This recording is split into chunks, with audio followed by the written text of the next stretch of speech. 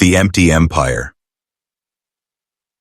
Christopher Langston stood at the glass wall of his penthouse office, staring at the glittering city below. From the 47th floor, the streets looked like thin silver veins running across a living machine. Cars moved like ants, people hurried through crosswalks, and neon lights blinked their promises to the night. To the world, Christopher Langston had it all. At 45, he was the owner of Langston Enterprises, a multi-billion-dollar corporation that had investments in real estate, technology, and luxury hotels. He was the man who appeared on magazine covers, who was invited to charity galas, and who the media called one of the most eligible bachelors in America.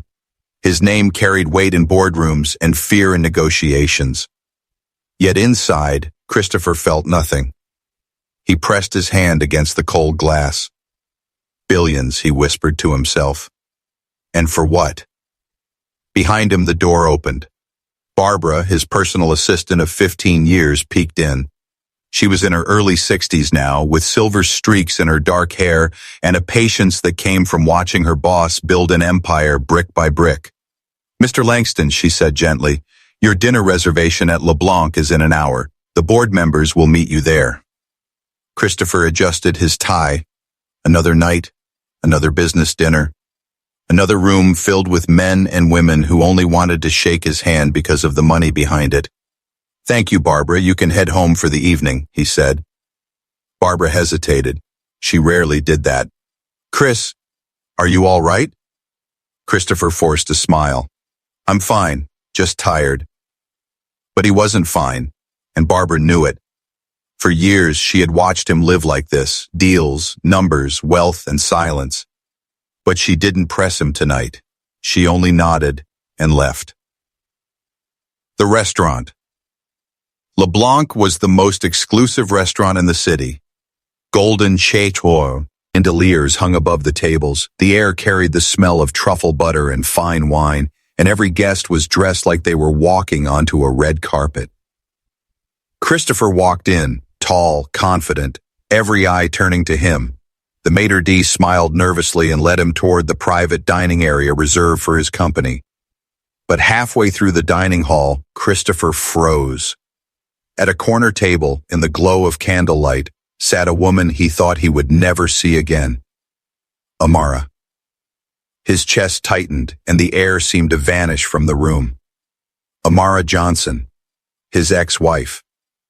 The only woman who had ever truly known him. The woman he had let slip away. She was older now, but time had only made her more graceful. Her dark skin glowed under the chandelier light. Her natural curls framed her face, and her eyes carried the same quiet strength he remembered. She wore a simple emerald dress, nothing flashy, but she looked like she belonged in a room full of royalty. For a moment, Christopher couldn't move. His feet were locked to the ground, his pulse hammering. But then he saw something else. 3 children sat with her. A girl and 2 boys. They were laughing, their little hands busy with their meals, their voices filling the space around them with joy. And then Christopher's world tilted.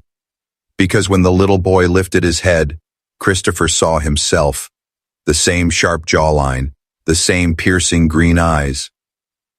His heart stopped. The past returns.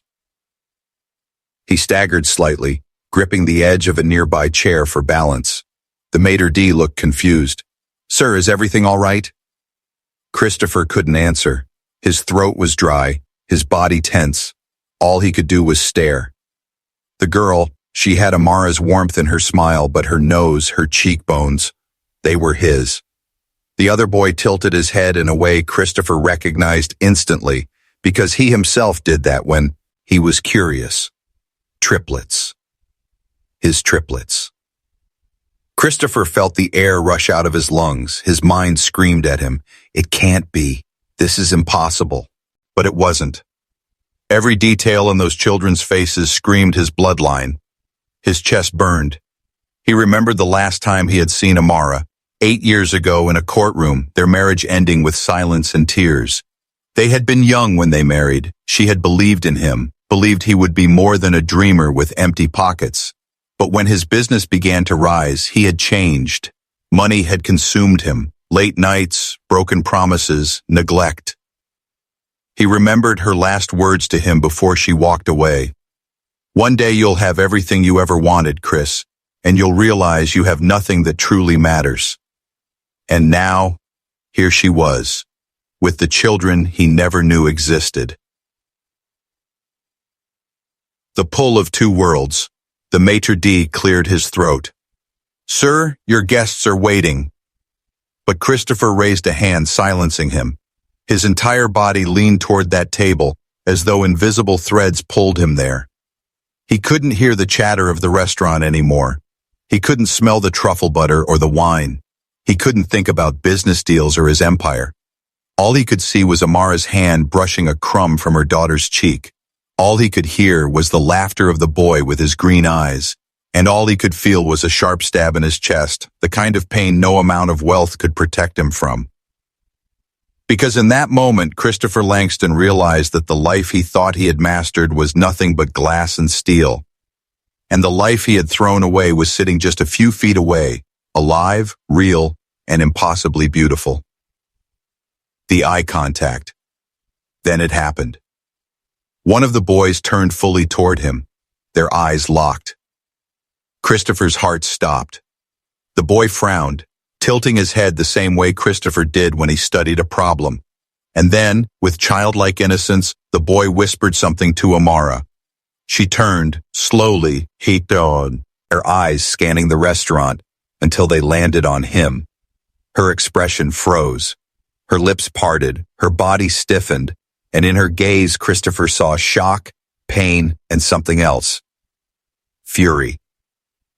The children looked between their mother and the strange man across the room. Christopher felt like he had been stripped bare.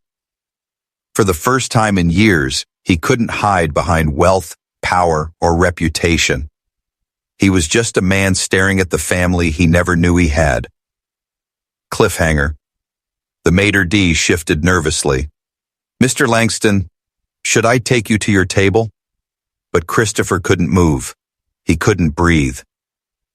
Because in that one impossible moment, in that single glance across a crowded restaurant, his entire world shattered. And everything he thought he knew about himself was about to change. Ghosts of the past. Christopher Langston spent the rest of that evening in a daze. He could not remember the boardroom dinner, could not remember what the investors said, could not even recall the taste of the food in front of him. He had been present only in body, while his mind had stayed trapped in that corner of LeBlanc, watching the impossible sight of Amara with 3 children who carried his face. His hands had trembled as he signed the check that night, his smile mechanical, his words empty. The moment he stepped out of the restaurant into the cool night air of the city, the weight of everything came crashing down upon him. The skyline stretched endlessly before him, towers of glass and steel piercing the heavens, monuments to his ambition and his greed. And yet, for the first time in years, the city did not make him feel powerful. It made him feel small, because somewhere in that same city were 3 children who laughed and smiled without knowing the man whose blood ran in their veins. He returned to his penthouse, but the place felt unfamiliar. The vast living room with its marble floors and modern art, the sleek black piano he had bought but never played, the grand view of the river that others envied. All of it seemed to mock him now. This was the empire he had chosen. This was the life he had fought Amara for when she pleaded with him to slow down, to value their marriage more than his next deal. He remembered that final fight as clearly as though it had happened yesterday. Amara had stood in this very living room, her voice trembling but her eyes steady, telling him that she could not remain married to a man who no longer looked at her with love but with impatience, as if she were one more obstacle in his schedule. She had begged him not to forget the promises they had made to each other when they were young and broke and dreaming together. But Christopher had been blinded then, convinced that his hunger for success was noble, that she simply did not understand the pressure he carried. He had let her walk away, papers signed and marriage dissolved, believing that someday she would regret leaving him. Yet here he was, the one staring into the emptiness of a penthouse, realizing that it was he who had built a cage of gold around his loneliness. The image of the children would not leave him. Each time he closed his eyes, he saw their faces. The girl with Amara's radiant smile, the boy with his curious tilt of the head, the second son with his exact same green eyes. They were not strangers. They were reflections of him, echoes of what his life could have been if he had chosen differently. Rage, regret, disbelief, and longing battled inside him until sleep became impossible. He poured himself a glass of expensive bourbon, but even the burn of alcohol could not dull the storm within him. For the first time in his adult life, Christopher Langston felt powerless, and that frightened him more than any business war he had ever fought. The following morning, he could not bring himself to go into the office. Barbara, loyal as ever, called to remind him of his appointments, but he told her to reschedule everything. She did not press him, though he could hear the concern in her silence. Instead, he sat at his desk at home, staring at an old leather-bound photo album he had kept hidden away at the back of a drawer. He had not opened it in years. The pictures inside told a story of a man he no longer recognized. There they were, he and Amara, smiling at a beach on their honeymoon. His arm around her, her curls blowing in the wind, their laughter captured forever in glossy paper. Another photo showed their tiny apartment when they were first married, second-hand furniture filling the space, their faces full of dreams. Amara had cooked dinners on a stove that barely worked while he scribbled business plans late into the night, and somehow those were the happiest meals of his life. In one picture, she was holding a paintbrush, her dress stained with color, while he looked at her with an admiration that had once been effortless. She had always dreamed of opening a gallery one day, but he had talked her out of it, saying that her time would be better spent supporting him as he chased his empire. He closed the album with shaking hands, shame washing over him like a tide. By afternoon, Christopher could not bear the questions that gnawed at him. Were those children truly his? If so, why had Amara never told him? Had she hidden them out of spite? Or had she believed he would not want them? He hated the thought, but a darker voice whispered inside him.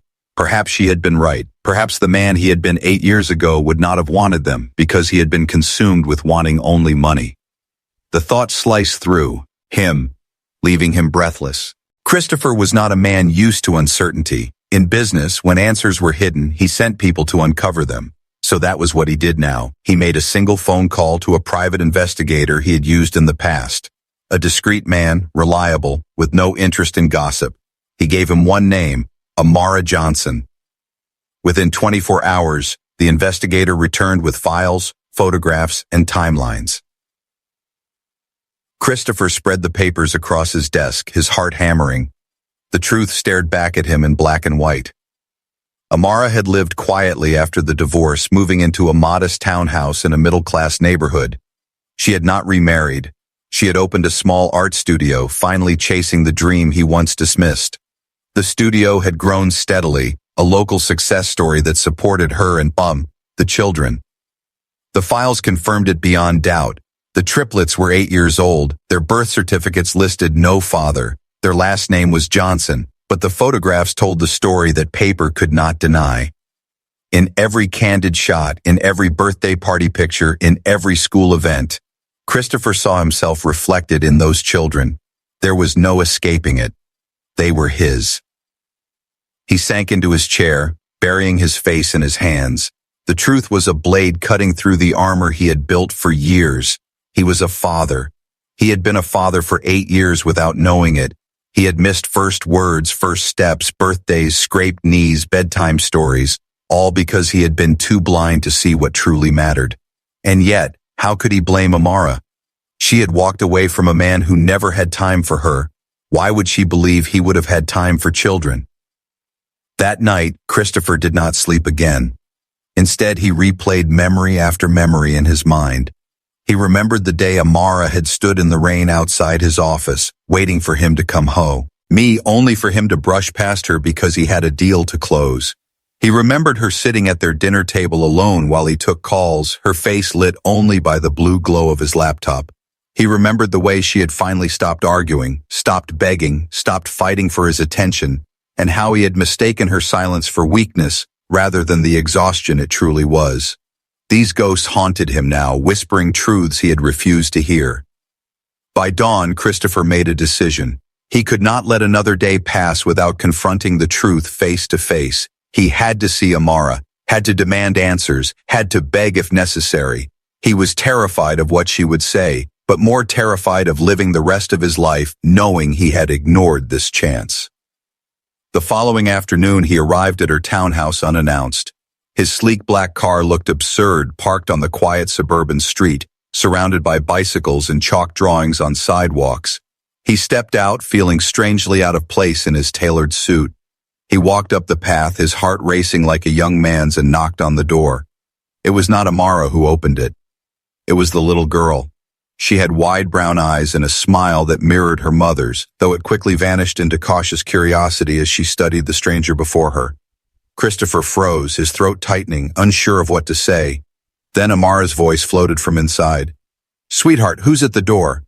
The girl turned her head and called back, "Mama, there's a man here." A moment later, Amara appeared. She stopped dead when she saw him. Her face hardened, her body stiffening as though she were bracing herself for a storm. "Chris," her voice was cold, a blade wrapped in silk. "What are you doing here?" Christopher swallowed hard. He had imagined this moment 1,000 ways, but none of those rehearsals prepared him for, or the raw truth of it. He wanted to speak, to explain, to beg, but the only words that escaped his lips were, "Why didn't you tell me?" Amara's eyes narrowed, her hand resting protectively on her daughter's shoulder. "Tell you what?" "You know what," he said, his voice breaking despite himself. "The children. My children." The silence that followed was heavier than any boardroom standoff he had ever faced. For the first time in years, Christopher Langston was not a billionaire, not an empire builder, not a man in control. He was simply a father standing at the doorway of the life he had thrown away, waiting for a woman he once loved to decide if he would be allowed inside. And in Amara's eyes, he saw not just anger, but the reflection of every mistake he had ever made. The confrontation. The silence between Christopher and Amara stretched across the small doorway like an invisible wall. Behind her, he could hear the faint laughter of the boys inside the townhouse, their voices blending into the hum of an ordinary home, yet each sound cut into him like a blade. He had lived in penthouses where silence echoed against marble and steel, where loneliness hid beneath crystal chandeliers. But this was different. This was the sound of life, of a family, of everything he had once thrown away. And Amara stood at the threshold like a guardian, daring him to cross it. "Chris," she repeated, her tone sharper now, her hand firm on her daughter's shoulder, "you have no right to be here." Christopher swallowed, his voice trembling with a desperation he could not control. "Amara, please, I just need to talk. Just for a moment. 8 years, and I didn't know. You kept them from me. You hid them." Her eyes flared, not with guilt but with fire. "Hid them? Do not twist this. You made your choice. You chose your boardrooms, your contracts, your empire. You chose a life where there was no space for anyone else. Don't stand here now pretending you were robbed of something you never cared to make room for." Her words struck him harder than any rival's attack in business. He staggered under the weight of truth, but his chest rose defiantly. "They're my children, Amara. Mine. You cannot deny that." At that, the little girl looked up at her mother, confusion clouding her young face. "Mama, what does he mean?" Amara closed her eyes briefly as though steadying herself against a storm, then bent down to her daughter's height. "Go inside, baby. Stay with your brothers. I'll be right there." The girl obeyed reluctantly, glancing back at Christopher once before disappearing into the warmth of the home. Now it was just them, two former lovers, two strangers bound by a past that refused to die. Christopher's voice dropped lower, his tone softer, pleading. "Amara, all these years, I thought you were gone, living your life without me. I never imagined." He stopped, choking on the words. His eyes burned as he forced them out. "I never imagined I had children, that I missed their entire lives." Amara's expression flickered then, a shadow of the woman who had once loved him, before the pain sharpened her features again. "And whose fault is that?" she asked quietly. "I stood in this very place, Chris, waiting for you to fight for us, to fight for me. But every time you chose the company, you chose the deal. Do you remember the night I told you I was late coming home because I had been at the doctor's? Do you remember how you didn't even look up from your phone? That was the night I found out I was pregnant. And do you know what I thought? I thought, maybe this will bring him back. Maybe if he knows we're going to be parents, he'll remember the man I married. But you never even asked why I was late. You just waved me off and said you couldn't talk because a contract needed signing. That was when I knew. I knew you would never see me. And if you could not see me, how could you ever see them? Amara's eyes narrowed, her hand resting protectively on her daughter's shoulder. Tell you what. You know what, he said, his voice breaking despite himself. The children. My children. The silence that followed was heavier than any boardroom standoff he had ever faced. For the first time in years, Christopher Langston was not a billionaire, not an empire builder, not a man in control. He was simply a father standing at the doorway of the life he had thrown away, waiting for a woman he once loved to decide if he would be allowed inside. And in Amara's eyes, he saw not just anger, but the reflection of every mistake he had ever made. The confrontation. The silence between Christopher and Amara stretched across the small doorway like an invisible wall. Behind her, he could hear the faint laughter of the boys inside the townhouse, their voices blending into the hum of an ordinary home, yet each sound cut into him like a blade. He had lived in penthouses where silence echoed against marble and steel, where loneliness hid beneath crystal chandeliers. But this was different. This was the sound of life, of a family, of everything he had once thrown away. And Amara stood at the threshold like a guardian, daring him to cross it. Chris, she repeated, her tone sharper now, her hand firm on her daughter's shoulder, you have no right to be here. Christopher swallowed, his voice trembling with a desperation he could not control. Amara, please, I just need to talk. Just for a moment. 8 years, and I didn't know. You kept them from me. You hid them. Her eyes flared, not with guilt but with fire. Hid them? Do not twist this. You made your choice. You chose your boardrooms, your contracts, your empire. You chose a life where there was no space for anyone else. Don't stand here now pretending you were robbed of something you never cared to make room for. Her words sank. Ruck him harder than any rival's attack in business. He staggered under the weight of truth, but his chest rose defiantly. They're my children, Amara. Mine. You cannot deny that. At that, the little girl looked up at her mother, confusion clouding her young face. Mama, what does he mean? Amara closed her eyes briefly as though steadying herself against a storm, then bent down to her daughter's height. Go inside, baby. Stay with your brothers. I'll be right there. The girl obeyed reluctantly, glancing back at Christopher once before disappearing into the warmth of the home. Now it was just them. 2 former lovers. 2 strangers bound by a past that refused to die. Christopher's voice dropped lower, his tone softer, pleading. Amara, all these years, I thought you were gone, living your life without me. I never imagined. He stopped, choking on the words. His eyes burned as he forced them out. I never imagined I had children, that I missed their entire lives. Amara's expression flickered then, a shadow of the woman who had once loved him, before the pain sharpened her features again.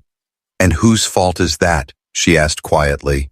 I stood in this very place, Chris, waiting for you to fight for us, to fight for me. But every time you chose the company, you chose the deal. Do you remember the night I told you I was late coming home because I had been at the doctor's? Do you remember how you didn't even look up from your phone? That was the night I found out I was pregnant. And do you know what I thought? I thought, maybe this will bring him back. Maybe if he knows we're going to be parents, he'll remember the man I married.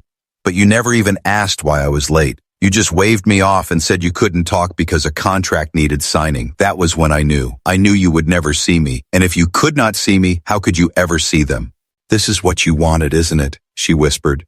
To see them. To face what you lost. Christopher's voice cracked, raw and broken. Yes, and I can't walk away now. Not anymore.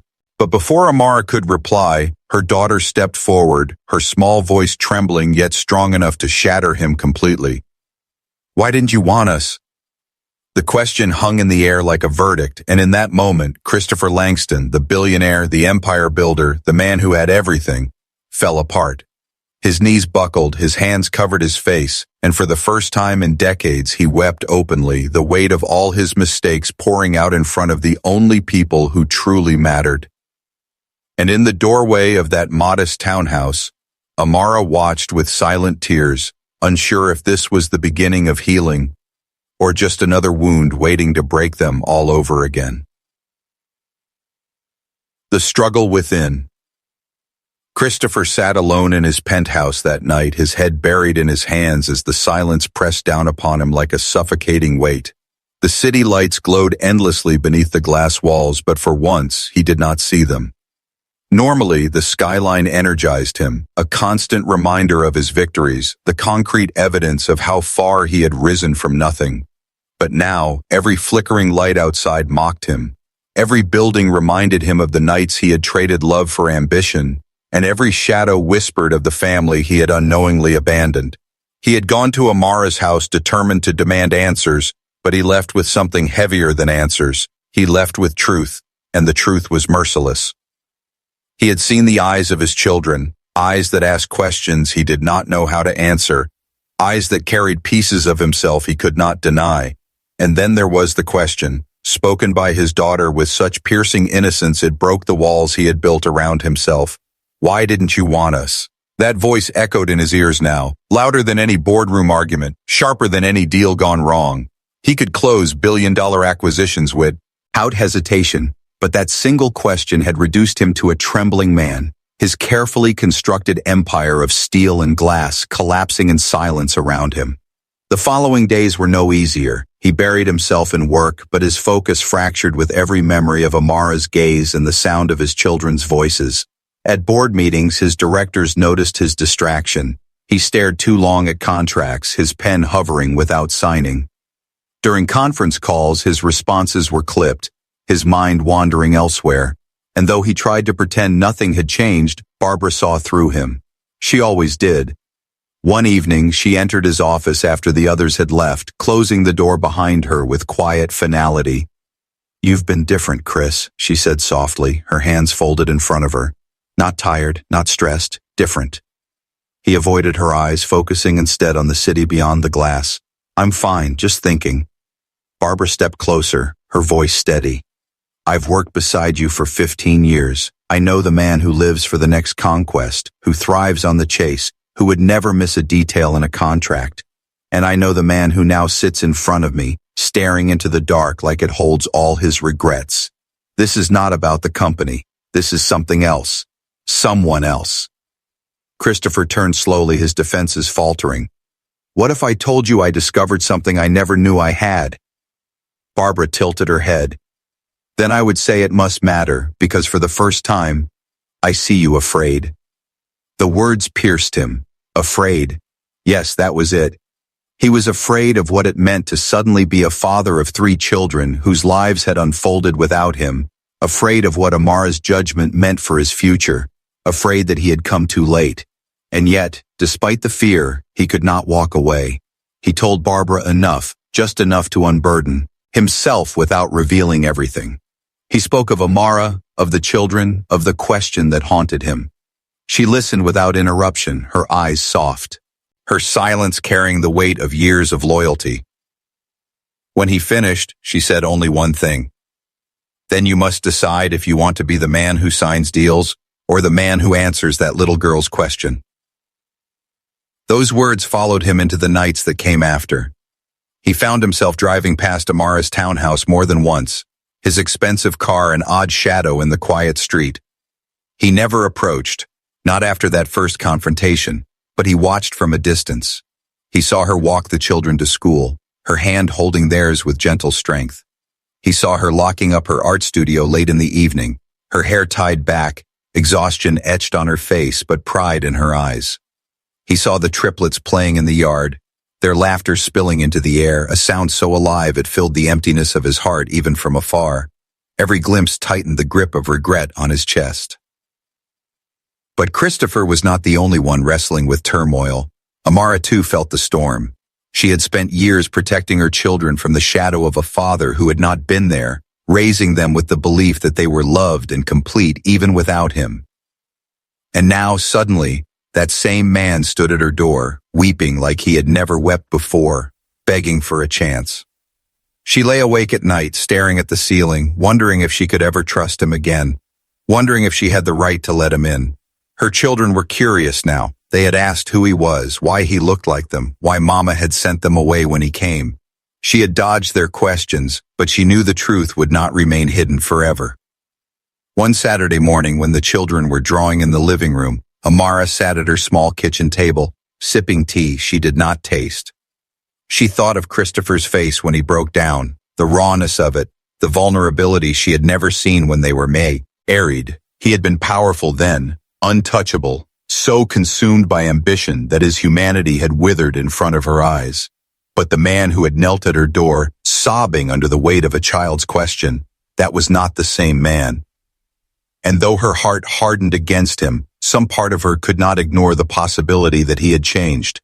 Still, she would not make it easy. She told herself that if he truly wanted to be part of their lives, he would have to prove it, not with money, not with gifts, not with grand promises, but with consistency, with presence, with time. Christopher, meanwhile, was already facing battles on another front. Rumors had begun to circulate in the business world. A rival executive, Richard Hale, had seen him at LeBlanc that night and had noticed the way he froze at the sight of Amara and the children.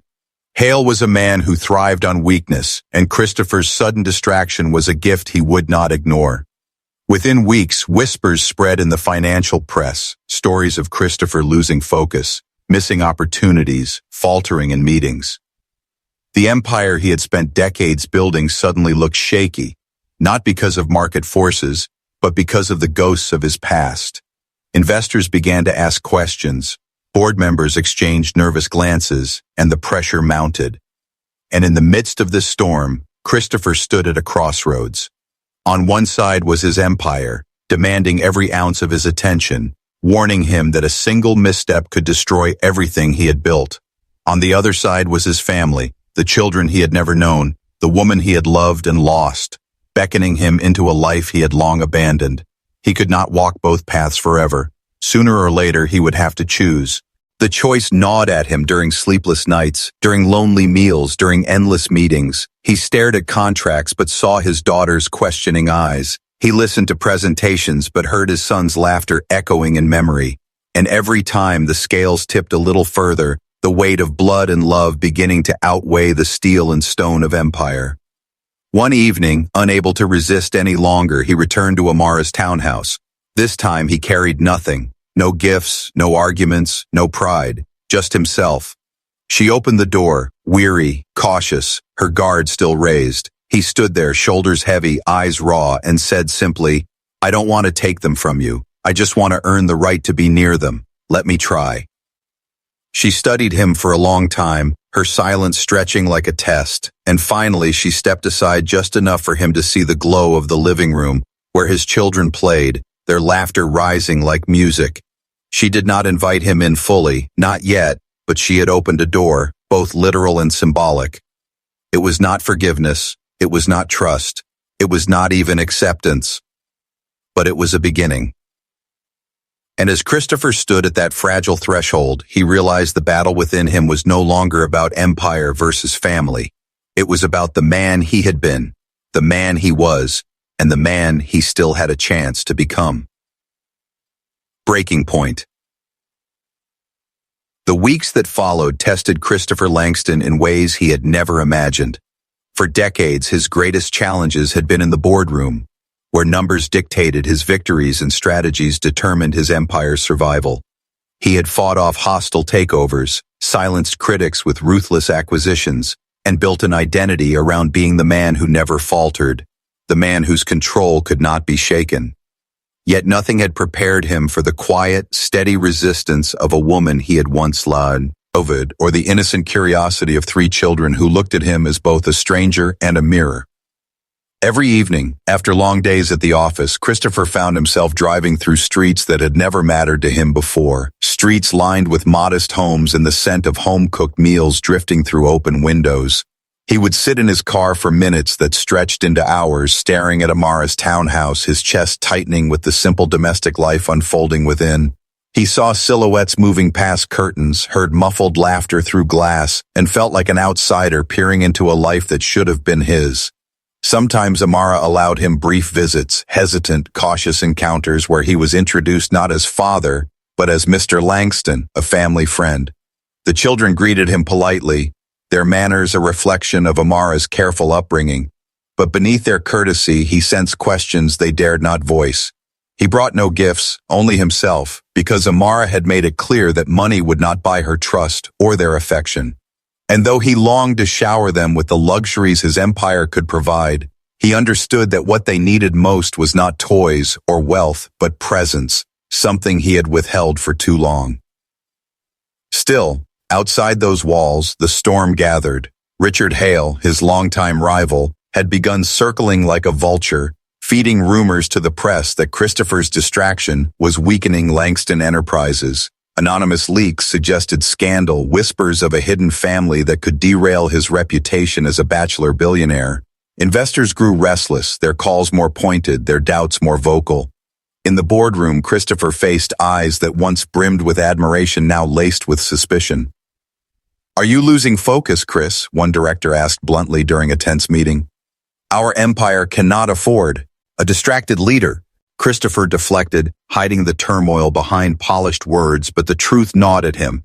They were right. He was distracted. For the first time in his life, he was not thinking about the next deal or the next conquest.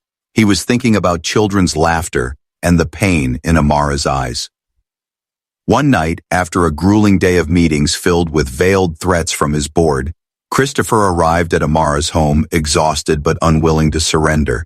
She opened the door reluctantly, arms crossed, eyes sharp. "You shouldn't be here tonight," she said. "You look like a man falling apart." He exhaled heavily, his voice rough. "Maybe I am, but I can't let go. Not of them, not of you. Every day I realize more what I lost, and every day I realize what I could still lose if I walk away now." Amara studied him, her silence stretching as the children's voices drifted from the living room. Finally, she spoke with the quiet strength he had always admired. "Chris, words are easy. You built an empire with them, promises, pitches, negotiations. But here, with me, with them, words mean nothing. They need to see you show up. They need to see you stay, even when it's inconvenient, even when it costs you. Because they won't survive being abandoned twice." Her words cut deep, but they also settled into him like truth he could no longer deny. He had lived his entire adult life avoiding sacrifice, taking everything without giving enough in return. But now, to be a father, to be the man he once promised Amara he would be, he would have to give more than he had ever imagined. The breaking point came when Richard Hale made his move. News broke in the financial press of Christopher's secret family, headlines screaming scandal where there should have been dignity. Paparazzi stalked Amara's street, cameras flashing as the children walked to school, microphones thrust into their faces. With cruel questions about their billionaire father, Amara stormed to Christopher's penthouse, her fury uncontained. "This is exactly why I kept them from you," she shouted, her hands trembling. "They are children, Chris, children. And now their lives are being torn apart because of your world. Do you understand what you've done?" Christopher's chest ached as he watched her, guilt consuming him. He had never wanted this, had never wanted their innocence to be shattered by flashing cameras and gossip columns. But Hale had forced his hand, exploiting the truth to destabilize not only Christopher's company, but his fragile attempt at redemption. The board demanded that he issue a statement distancing himself from Amara and the children, claiming the rumors were false to protect the company's stock price. The investors insisted that his image as a bachelor was too valuable to sacrifice. "One press release, Chris," they said. "Deny it. Put it to rest. Your empire depends on it."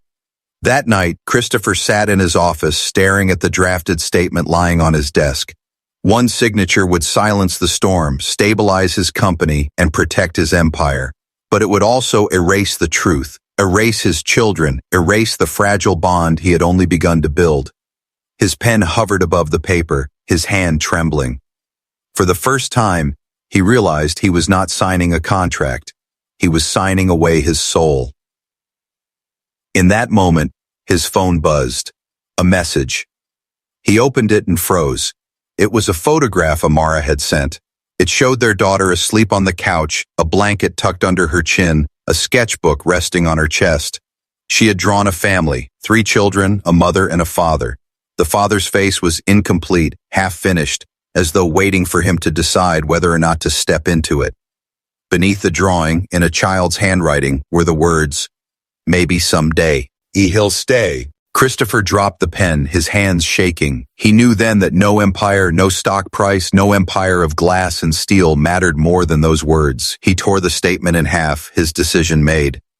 The next morning at a press conference meant to address the scandal, Christopher stood before cameras and reporters, his heart pounding. The world expected denial, expected the polished mask of the billionaire who never faltered.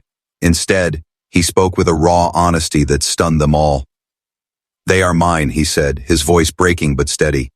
"The children are mine. For 8 years I was blind. I missed everything. But I will not deny them now, no matter the cost. Let the company fall if it must. I will not fall again as a father." The room erupted in chaos, reporters shouting questions, flashes blinding his eyes. But amid the storm, he felt a strange calm. For the first time, he had chosen something greater than his empire. Later that day, when the children saw him on television, their little faces lit up with something that made every sacrifice worthwhile. For the first time, they believed he wanted them. For the first time, they saw him not as a stranger at the door, but as a father who had finally stepped into the drawing they had left unfinished. Redemption. The fallout from Christopher's public confession was immediate and merciless. Overnight, the headlines screamed his downfall. Billionaire's secret children revealed. Langston's empire in jeopardy. From boardroom titan to father of 3. The stock price of Langston Enterprises dipped sharply. Investors panicked and rival executives pounced on the opportunity to fracture his hold on the market. For a man who had built his identity on power, prestige, and control, it should have felt like ruin. Yet strangely, Christopher found himself breathing more freely than he had in years. He had spent half his life building an empire that required masks and denial, but now the masks had been ripped away. The world saw him as he truly was, flawed, broken, a man who had failed his family, and though it terrified him, it also felt liberating. For the first time, he was not hiding. Amara, however, was not impressed by public gestures. When she watched his confession on television, her heart swelled with conflicting emotions. On one hand, she had waited years for him to acknowledge the truth, to admit that the children were his. On the other, she could not ignore the cameras, the spectacle, the possibility that this was just another performance from a man who had once lived only for appearances. When he came to her home later that evening, she did not open the door with gratitude or forgiveness. She stood with her arms folded, her voice cool. "Words are easy, Chris. You've spoken them before. If you want to prove yourself, don't prove it to the world. Prove it to them." She gestured toward the children in the living room, their small faces turned toward him with a mixture of wonder and doubt. Thus began the hardest journey of his life. Christopher, the man who had once lived in glass towers and boardrooms, now found himself in the simple, messy world of childhood. He sat awkwardly on the floor as his sons challenged him to a game of soccer in the yard. At first he stumbled, his polished shoes slipping in the grass, his laughter hesitant. But when he saw their faces light up as he tried, when he heard their shouts of delight as he clumsily kicked the ball, something inside him cracked open. He realized that in their eyes, perfection was not required, presence was. The daughter, quieter than her brothers, invited him into her world of sketches and drawings. She showed him pages filled with imaginary places and family scenes, some complete, some waiting for someone to step in. Why? And he asked why the father's face was always missing. She shrugged and whispered, "Because he was missing." His chest tightened, but instead of defending himself, he simply said, "Maybe you can draw me in next time, if I earn it." Her eyes softened and she nodded slowly as though allowing him the chance he had begged for. Christopher did not stop at games and drawings. He began carving out time from his empire, a sacrifice his board found incomprehensible. He missed meetings to attend the children's school events. He walked into art shows at Amara's studio, not as a billionaire investor, but as a man carrying snacks for 3 impatient kids. The paparazzi followed him mercilessly, their cameras flashing as he tied his son's shoelace on the sidewalk or carried his daughter's school bag. The headlines mocked him, calling him the billionaire babysitter, but he found himself uncaring. For every sneer in the press, he gained a smile from his children, and slowly, the scales of value shifted in his heart. Amara watched this transformation with cautious eyes. She had seen Christopher change before, only to slip back into old habits. But this time, something felt different. He was not trying to impress her with wealth, nor was he throwing money at the children to buy their affection. He was showing up, tired but consistent, unpolished but present. She caught him once late at night, sitting in his car outside her home long after the children had gone to bed. When she asked why, he admitted quietly, "I don't know how to leave. I don't know how to go back to that empty place anymore." For the first time in years, she believed him. Still, redemption required more than presence. It required sacrifice, and that test came swiftly. Richard Hale launched a hostile bid to take over Langston Enterprises, using the scandal to argue that Christopher was unfit to lead. The board, panicked by falling stock prices, leaned toward surrender. Christopher was called into an emergency meeting where his directors demanded that he fight back by returning to his old ways. Full commitment, ruthless focus, no distractions. "You can save your company," they insisted, "but only if you cut off these personal entanglements. The family is destroying your reputation. If you want to remain a titan, you must bury this mess." Christopher sat at the head of the long oak table, staring at the men and women who had once idolized him. He remembered the years when he would have done exactly what they asked, sacrifice love for power, family for empire. But this time he saw the trap clearly. Saving the company by losing his children again was no victory. It would only be the same mistake replayed, and this time, he might not get another chance. So he stood, his voice steady. "If you think family is a weakness, then you never understood what true strength is. This company may fall, my empire may crumble, but I will not bury the truth, and I will not abandon my children. Not again." The board erupted in outrage, some storming from the room, others declaring his leadership finished. Hale smelled blood in the water, preparing his takeover. To the world, Christopher looked like a man about to lose everything. Yet to himself, he felt stronger than ever, because for the first time, he was not afraid of loss. He had already lost what mattered once, and now he knew the only victory worth fighting for was love. Amara heard of his decision through the news. When she saw him later that evening, shoulders heavy but eyes clear, she said nothing at first. But in her silence, something shifted. He had chosen the harder path. He had chosen them, and though trust was not easily rebuilt, that choice planted a seed she could not ignore. The children, too, sensed the change. They no longer asked if he would return. They expected it. They began saving him seats at their games, holding his hand Wei-sen, and they crossed the street, drawing him into their laughter as though testing whether he would resist. Cinematic video of a glamorous ballroom dance. A handsome man in a black tuxedo and a beautiful woman in a sparkling dark blue gown dance closely, gazing into each other's eyes with elegance and intensity. The scene is set in a luxurious hall with golden chandeliers, ornate walls, and well-dressed guests watching in the background. Smooth camera movement, romantic atmosphere, dramatic lighting, high detail, hyper-realistic style. A new legacy. The storm that threatened to consume Christopher Langston's empire had gathered into a full-blown hurricane by the time winter arrived. Richard Hale's hostile takeover bid was no longer a rumor whispered in boardrooms. It was splashed across headlines and analyzed in financial circles with a glee that bordered on cruelty. Commentators predicted the fall of Langston Enterprises as though it were an inevitability, a parable of hubris finally meeting its end. His board was fractured, some clinging to his leadership out of loyalty or fear, others defecting quietly into Hale's camp. The stock continued to wobble, shedding billions in market value. To the outside world, Christopher looked like a man brought to his knees. Yet inside, for the first time in years, he felt steady. Because even as his empire cracked around him, he had found an anchor in the laughter of his children, in the slow softening of Amara's guarded eyes, in the fragile but growing trust that had begun to take root inside a home far humbler than the penthouse where he once hid. Still, the final battle could not be avoided. Hale had forced a shareholder meeting calling for a vote to remove Christopher as CEO and break up the company for profit. It was a brutal move, one designed not only to strip Christopher of his empire, but to humiliate him publicly. For days, his advisors begged him to prepare counterattacks, to leverage scandals, to exploit weaknesses. But Christopher refused the strategies of old. He was done living behind masks and manipulations. If this was to be the end of Langston Enterprises as the world knew it, then he would face it with honesty, dignity, and the clarity of a man who had rediscovered what mattered most.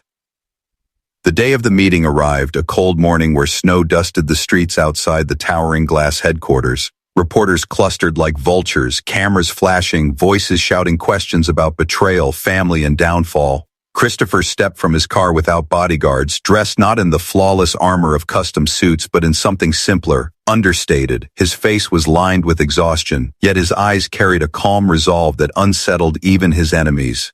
Inside, the auditorium buzzed with tension. Hale sat smugly at the front, flanked by allies, his smile sharp with the arrogance of a man who believed victory already his. The room smelled of power and fear, but as Christopher walked to the podium, he felt none of the old rush. He was not here to cling to an empire, he was here to redefine legacy.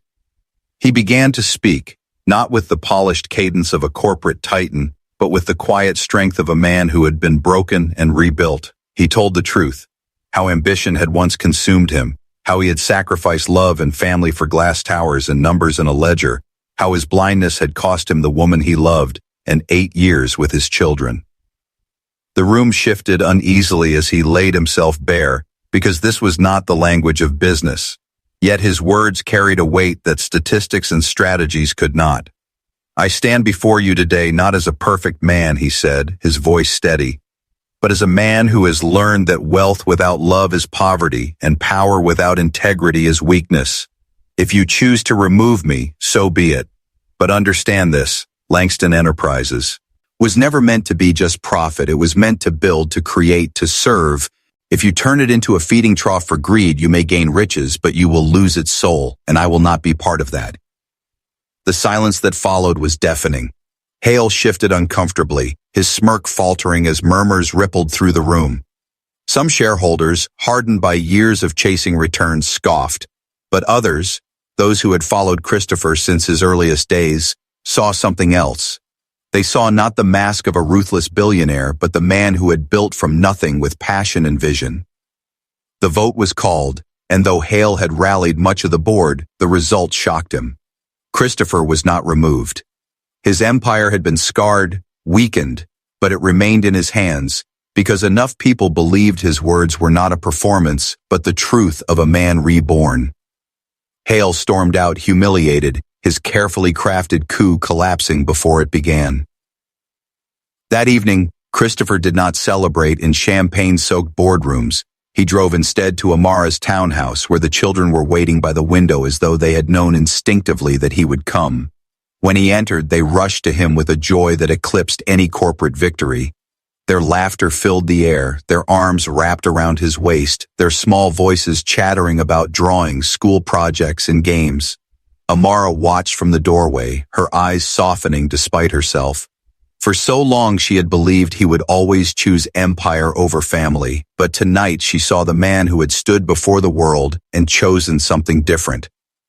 In the months that followed, Christopher began reshaping not only his role as a father, but his company itself. He dismantled the ruthless structures that had once defined Langston Enterprises, replacing them with policies that valued integrity over profit, long-term growth over exploitation. He invested in communities, in schools, in projects that built futures rather than just skyscrapers. Critics sneered at his sentimentality, but those who had once feared him began to respect him for something deeper than power. Slowly, the empire stabilized, not as a monument to ambition, but as a tool for legacy. At home, the changes were even more profound. The triplets no longer looked at him with suspicion, but with affection. They pulled him into their games, demanded his presence at their recitals and matches, and argued over who got to sit beside him at dinner. He learned to cook clumsy breakfasts with them on weekends, burning pancakes but earning laughter that filled the kitchen with warmth. His daughter no longer drew incomplete families. Her pictures now showed all 5 of them together, often with little hearts floating above their heads. His sons, competitive and bold, began bragging to their friends that their father could kick a soccer ball almost as good as us. Each small victory stitched him deeper into their lives, and with every moment he felt himself becoming whole again. As for Amara, her heart was slower to yield, but yield it did. She saw the consistency, the sacrifices, the humility.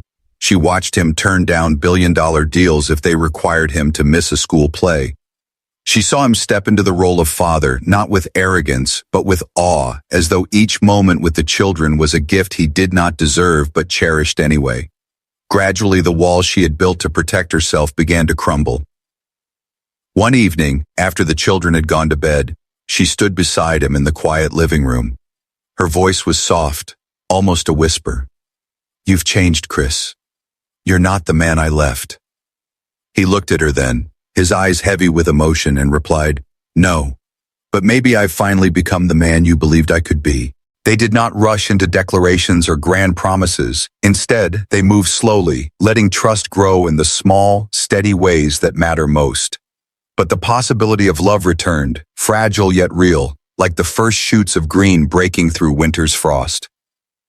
On the anniversary of his public confession, Christopher invited Amara and the children to his penthouse. Not the cold fortress it once was, but a place he had transformed. Gone were the sterile walls and lonely luxury. In their place were family photographs, children's drawings framed proudly, and a dining table big enough to seat them all. That evening, as they sat together for dinner, laughter spilling across the room, Christopher felt something he had never felt in all his years of wealth. He felt rich, not in dollars or assets, but in love, in belonging, in the warmth of a family that had finally come home. And as he looked at Amara across the table, her smile soft and unguarded for the first time in years, he realized the truth he wished he had known all along. The greatest empire a man can build is not one of glass and steel, but one of love and legacy, carried not by buildings, but by the hearts of those who call him father. For the first time, Christopher Langston no longer saw the city as his empire. He saw his family, and that was wealth beyond measure.